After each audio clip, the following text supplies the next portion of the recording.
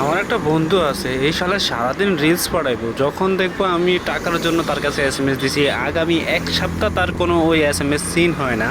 যখন তার টাকার প্রয়োজন পড়বে সে তার আমার মেসেঞ্জারে পুরো একটা প্যারাগ্রাফ লেখা পুরো একদম ভরাই দিবে। এমন বন্ধু আসলে সচরাচর তেমন একটা পাওয়া যায় না। আমার কপাল ভালো যে আমি এমন একটা বন্ধু পাইছি। তবে সব বন্ধু বান্ধব তো এক হয় না, কিছু বন্ধু বান্ধব আছে আসোলা টাইপের, যেগুলো আসলে মানে পেটের মধ্যে পাড়া দিলেও পিস পিস দিয়ে কিছু বের হয় না, এমন বন্ধু বান্ধব আছে। এবং কি তাদের পকেটে কখনো হাত দেওয়া যায় না। আমার এমন একটা বন্ধু আছে, আজকে সেই বন্ধুটার আজকে আমি আপনাদেরকে গল্প শোনাবো। আসসালামু আলাইকুম, welcome to my YouTube channel and Facebook page. আশা করি সবাই ভালো আছেন, আমিও আলহামদুলিল্লাহ ভালো আছি। তো আবারও আছি টঙ্গী ফ্লাইওভার উপরে, যেহেতু এখন গেছিলাম হচ্ছে গাজীপুর টঙ্গীর দিকে, ওইখানে একটা পার্সোনাল একটা কাজ ছিল, তো যাওয়ার পথে আবারও ব্যাক করলাম। তো এই রোডটাতে আসলে এখন পুরোপুরি ফাঁকা, যেহেতু এখন ছুটি শেষ হয়ে ঢাকার মানুষ অনেকেই ঢাকায় ফিরছে। তো আমি গেছি ভিডিওতে আমি কয়েকটা কথা বলছিলাম যে এই রোডটা কে কে তৈরি করছে বা কারা তৈরি করছে, বা এই জিনিসটাই আসলে বলছিলাম যে আসলে এই মানে ব্রিজটা যে হচ্ছে বাইপাসটা আছে, যেটা হচ্ছে ঢাকা থেকে বের হওয়ার মতো একদম সুবিধা। তো এই জিনিসগুলো আমি ভিডিওতে তথ্য দিয়েছিলাম যে আওয়ামী লীগ সরকার থাকতে এই ব্রিজটা আসলে আওয়ামী লীগ করছে। তো এই জিনিসগুলো নিয়ে আমাকে অনেক কথা হয়েছে বা অনেক কথাই শুনছি। তো আসলে এই কথাগুলো আসলে যেটা বলছি, এক সময় আমি আমার ফ্যামিলির কেউ আওয়ামী লীগ করে না, আমার ফ্যামিলি কোনো রাজনৈতিক দলের মধ্যে নাই এবং হচ্ছে আমিও নাই। জাস্ট হচ্ছে আমি বললাম যে এই ব্রিজটা হচ্ছে আওয়ামী লীগ সরকার করছে, এটাই বললাম। এছাড়া তেমন কিছু বলে না। এটা নিয়ে আমাকে আসলে প্রচুর কথা শুনতে হয়েছে। এখন হচ্ছে এক সময় আন্দোলনের মধ্যে আমরাও ছিলাম বা আমিও ছিলাম, তো সেই সময় আসলে অত কথা বলে তো লাভ নেই। এখন হচ্ছে যেটা করছে সেটা আসলে বলতে হবে। তারা এমনিতে দুর্নীতি করছে সেটা আপনারা জানেন, আমিও জানি। তবে তারা বহুত কিছু করে গেছে, খারাপ বালা বহুত কিছু করছে। আমি জাস্ট হচ্ছে তারা বললাম যে আমার চোখের সামনে যেটা হয়েছে আমি সেটাই বললাম। আমি এই রোডটা দিয়ে চলতেছি এখন, তার জন্য আমি ওই দিন ওই কথাটাই বললাম যে এই রোডটা আসলে তো সেটা আপনারাও জানেন, এটা আসলে তারাই করে গিয়েছে। তো এই রোডটা আসলে যেই পরিমাণ আসলে জ্যামজট ছিল এবং যে পরিমাণ আসলে হ্যাসেল ছিল, এবং হচ্ছে আপনার এয়ারপোর্ট থেকে যদি শুরু হয় তাহলে একদম টঙ্গী আপনার আবদুল্লাপুর ব্রিজ পর্যন্ত, টঙ্গী ব্রিজ পর্যন্ত যেটা যে জ্যামগুলো থাকতো, এবং কি অনেক টাইমে হচ্ছে টঙ্গী থেকে গাজীপুর পর্যন্ত যে আসলে মানে এই মাঝখানটাতে যেই পরিমাণ জ্যাম থাকতো সেটা আসলে আমিও জানি, বা যারা উত্তরা এবং হচ্ছে দিয়াবাড়ি এই রোডটা দিয়ে প্রতিনিয়ত চলাচল করতেন তারাই হয়তো এই জিনিসগুলো জানতেন যে আসলে এই রোডটা আওয়ামী লীগ সরকারে করছে। এটা নিয়ে আসলে আমাকে কথা শুনতে হয়েছে।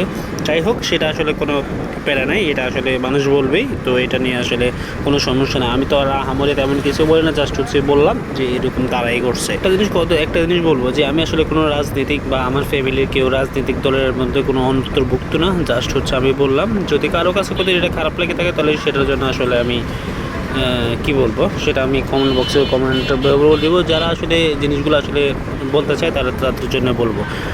তো আজকে বলতে চাচ্ছি যে আসলে আমার একটা ফ্রেন্ড সার্কেল আছে, যেটা আসলে গল্প শোনাতে আসছি আপনাদের কাছে। তো সেটাই হলো যে আমার একটা বন্ধু আছে, আমি প্রায় তার সাথে আজকে 15 থেকে 16 বছর চলাফেরা করতেছি। ওই শালা আসলে কাইসটা মার্কা, যতদিন পর্যন্ত মানে সারাদিন রিলস পাঠাতেছে। এমন টাইমে আসছে যখন হচ্ছে আমার দরকার ইমার্জেন্সি, তার কাছে আমি টাকা চামো, বা দরকার না ছাড়াও আসলে টাকা চামো, তাহলে তার অফলাইন হওয়ার পিছনে একমাত্র যদি কোনো কারণ থাকে তাহলে সেটা আমি থাকি।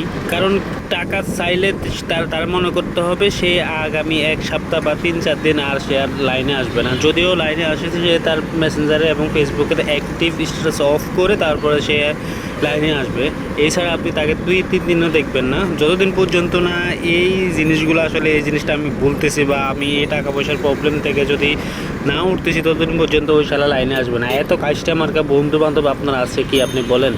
এরপর হচ্ছে এক এক জায়গায় হচ্ছে সবাই খাইতে যাইতেছি বা কোথাও নাস্তা করতে যাইতেছি, ওরটাও ঠিকই খাইয়ে বলবো, মানে ওর যে বাগেরটা আছে সেটা সে নিজে খাইয়ে বলবো। এখন যখন বিল দেওয়ার সময় হয়েছে আসতে বোন কানে দিয়া বেড়ে গেছে। আসলে এত জাউরা মার্কা আসলে ফ্রেন্ড সার্কেল আমার তেমন একটা দেখা যায় না, তবে প্রত্যেক গ্রুপে এমন একটা আছেই, এটা থাকবে, এটা মাস্ট। ওদের কাছে কখনো আপনি টাকা পাইবেন না। তারপরে হচ্ছে আপনার চার দোকানে চা খাইতে গেলে, বিড়ি খাইতে গেলে, এরকম বহুত কিছু আছে। তারা আসলে সে তারটা খেয়ে ফেলবে কিন্তু বিল দেওয়ার টাইমে থাকবে না। আবার হচ্ছে যখন নিজের ক্ষুধা লাগবে তখন হচ্ছে গ্রুপ থেকে আসলে কোনো রকমে একটু ওই ইস্যুর নাম দিয়া গ্রুপ থেকে বের হয়ে তারপরে গেছে অন্য জায়গায়। তো যাইয়া দেখবেন আপনি চায়ের দোকানে বিন্দাস মারতেছে, বুঝছেন।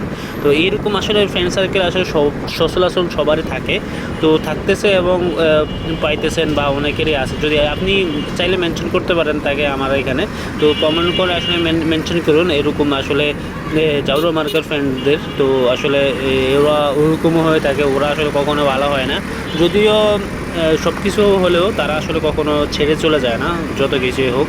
এবং খারাপ সময়ও থাকে, ভালো সময় থাকে, টাকা পয়সার দিক থেকে তারা থাকে না, এটা হচ্ছে সমস্যা। তো আপনার খারাপ সময় থাকবে, আপনার ভালো সময় থাকবে, কিন্তু টাকা পয়সা চাইবেন আপনি তার জন্মের শত্রু, এটাই হচ্ছে মূল কাহিনী। তো ফ্রেন্ড সার্কেলকে আসলে কখনো ছেড়ে যাওয়া উচিত না, বা তারা আসলে যে যার মতো করে এখন ব্যস্ত হয়ে গেছে, যে যার মতো করে প্রবাসে আছে, যে যার মতো করে এখন নিজের আসলে ভবিষ্যৎ নিয়ে চিন্তা করতেছে। ফ্রেন্ড সার্কেল হচ্ছে আপনার থাকে, আপনি যখন এসএসসি পাস করবেন সেই থেকে আপনার ইন্টার পাস পর্যন্ত তারা আসলে খুব ক্লোজ হয়ে থাকবে, যে জিনিসগুলো আপনি আসলে কখনো মানে ভুলতে পারবেন না। তো এই ক্লোজিং টাইমে হচ্ছে আপনি মূল আসলে ফ্রেন্ড সার্কেলগুলোর সাথে আড্ডা বাড্ডা যেখানে ইচ্ছা সেখানে আপনি জড়াতে পারবেন এবং ছোটোখাটো ট্যুরেও দিতে পারেন। তবে আপনি যখন ইন্টার পাস করে যখন আলাদা হয়ে যাবেন বা ভার্সিটি বা কোনো কিছু নিয়ে ব্যস্ত হয়ে যাবেন বা চাকরি বা প্রবাস জীবনে করবেন, তখন এই লাস্টে যেই আপনার এসএসসি থেকে ইন্টার পর্যন্ত যে আড্ডাগুলো দেবেন বা যেখানে আড্ডা মাড্ডা মাঝে থাকবেন, তো এসএসসির দেওয়ার আগ পর্যন্ত আপনি কোথাও আড্ডা মাড্ডা বা থাকতে পারবেন না। তবে এই 2 বছর কিন্তু আপনাকে প্রচুর পরিমাণ আড্ডা দিয়ে আপনি তাদের সাথে প্রচুর পরিমাণ মিশবেন। তবে যখন হচ্ছে আপনি ইন্টারের পরে আলাদা হয়ে যাবেন, তখন সেইখানে হচ্ছে আপনার প্রচুর পরিমাণ তাদের কষ্ট লাগবে, তারা আসলে তাদের সাথে আড্ডা দেওয়ার জন্য আপনি ঢাকা থেকে বাড়ি চলে যাবেন, বাড়ি থেকে আপনার ঢাকা চলে আসবেন এই শুধু একটু 10 মিনিটের জন্য আড্ডা দেওয়ার জন্য।